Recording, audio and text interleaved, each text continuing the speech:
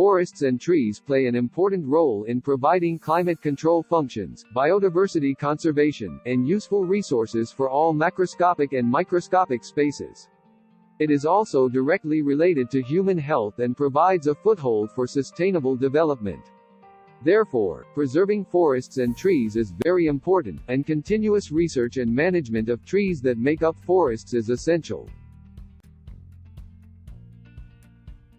Trees, the largest component of the forest, have various characteristics depending on species and growth conditions.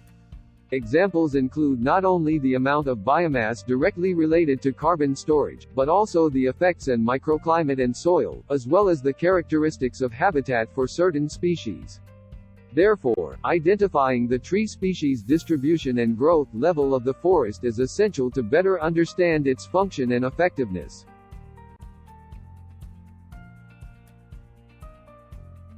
This video introduces the research we have done to identify the exact species of the trees in forest.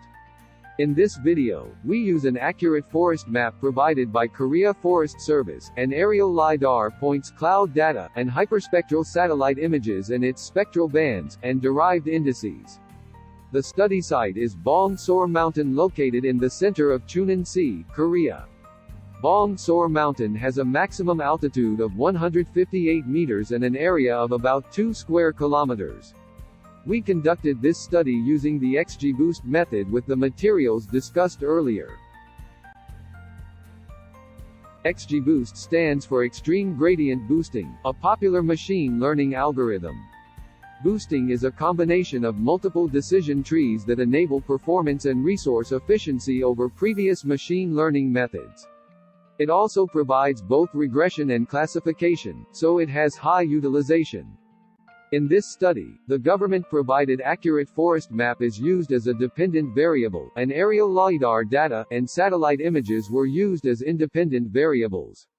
We developed a model that can predict the forest condition accurately through XGBoost. A detailed description of the used data is as follows. Accurate forest map is classified into about 50 kinds of tree species and forest floors, and the study site is classified into a total of 12 kinds. The forest map used in this study is a 2015 database. Airborne LiDAR data was also acquired in 2015, and properties that related with three-dimensional features such as ruffle, relative heights, and other features were derived. These features were stored at the center point of the grid that generated with 10 meters by 10 meters size. Used satellite images were derived from Sentinel-2, covering the study site in 2016 and 2017, and using all images without clouds. From the Sentinel images, we used red, green, blue, and NIR band images as variables, respectively, and a total of 10 variables, including 6 kinds index images derived from these single bands. The following results are derived using XGBoost. The machine learning model production was divided into 2 cases in which only LiDAR data was used and satellite data and LiDAR data were used together. When only LiDAR data was used, the accuracy was about 0.75, and Kappa value was about 0.63. Approximately more than 2/3 of the accuracy was shown when using only the LiDAR data to classify the forest map. When using the LiDAR data and satellite data together, the accuracy was about 0.88, the Kappa value was 0.84. The Kappa value was increased around 0.2 compared to the case when using the LiDAR data alone. Satellite data has a relatively regular time resolution, unlike LiDAR data.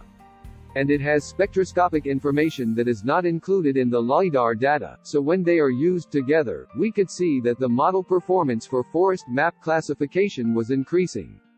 On the other hand, the LiDAR data has three-dimensional information such as height, terrain, and structural complexity, which are the satellite image cannot offer.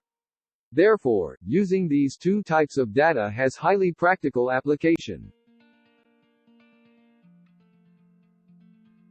The accurate forest map used in this study provides detailed information about the species, but does not provide information about the vertical structure of the vegetation. Since LiDAR data shows higher strength in determining three-dimensional vertical structures, we will create a more advanced model using data that can provide vegetation vertical structure information in future studies. Thank you for listening this presentation.